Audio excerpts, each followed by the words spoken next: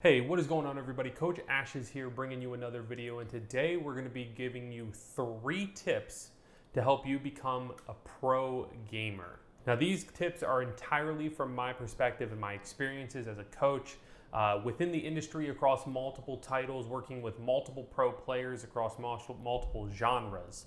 So that includes League of Legends, that includes Counter-Strike, that includes COD, PUBG, Gears of War, Halo, you name it. I've probably met or known or talked to or worked with a player in your favorite game. So what we're going to be doing is covering 3 kind of general tips that can help you no matter what game you're in. A lot of these will be directly related to Gears, but they can apply to anything. So hopefully you guys enjoy. Hit that like button if you do. Without further ado, let's get into these tips.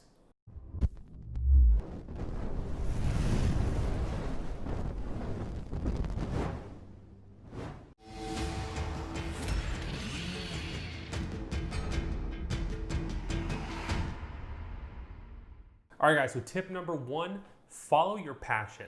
With the recent changes in Gears of War esports, knowing the prize money is going to be significantly less than it was the previous year, a lot of messages that I've been getting have been asking whether or not it's worth it, in my opinion, to still go forward in competing or pursuing a pro career in Gears esports. Along with that, mental attempting to make the switch to COD has also triggered a lot of these responses from aspiring pro players wondering if maybe they should make a switch or if they should continue to play Gears. I've had this question in my stream, in my Twitter DMs, so on and so forth. So my answer to all of you guys is to follow your passion, follow the game that makes you happy to play. If you're playing a game that truly makes you happy, it's not going to feel like work, it's not going to feel like a grind, it's not going to feel like a job, it's going to feel like something that you just really enjoy, and because of that, your skill level is going to increase because your love for the game is going to be there. Everyone performs better when they're doing something that they enjoy doing. So in this case, play the game that you enjoy playing. Play the game that you're going to want to play in your free time, not just some game that's popular, not just some game that you think is what's hot right now. Play what you enjoy. If that's Gears, it doesn't matter what the prize pool is, you should stay with Gears. If the game that you really enjoy is COD, you should stick with COD. Don't try to switch because one thing or another, or this person's playing it, or this amount of prize money.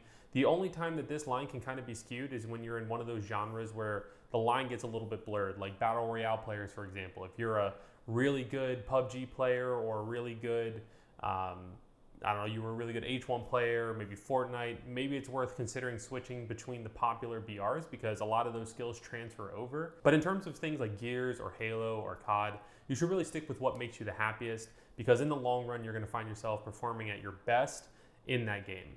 Tip number 2 is to develop your talent. So a lot of people are born with just this natural ability, and I'm going to use Mental again as an example because he is amazing at any game that he decides that he wants to play and get good at. This includes Counter-Strike, Halo, Gears, obviously, H1Z1, COD, Valorant, the list goes on. Any game that he picks up and decides he wants to play, he gets really good at it. And then there are the people who work really hard to make themselves be the best player possible.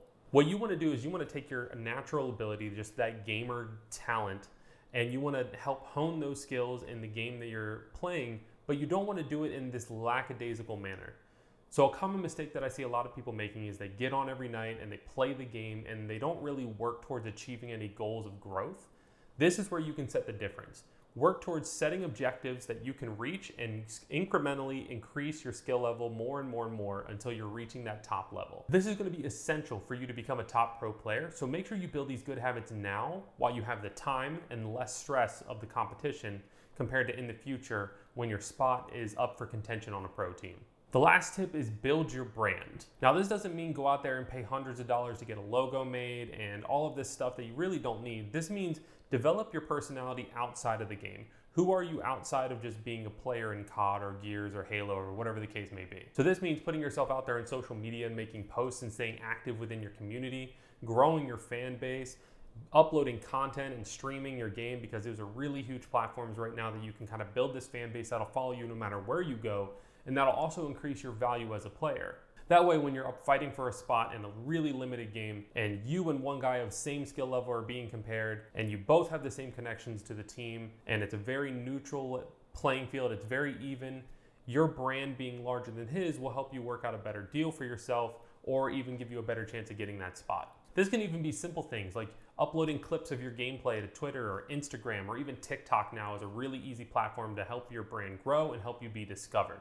All right, guys, since you stuck around to this part of the video, I'm gonna give you one bonus tip that I think a lot of people forget, especially in the heat of the competition and the passion of ranked games and in the moment.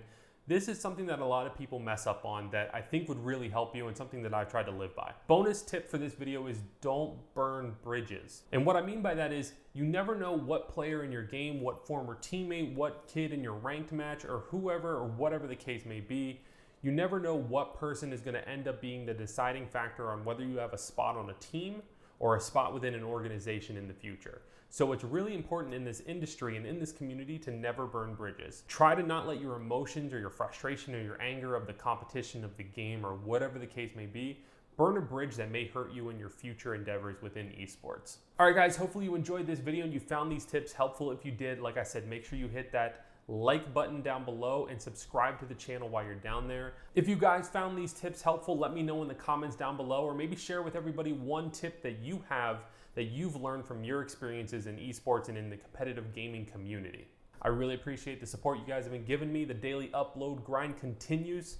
So thank you all so much for watching. I will see you all in the next video.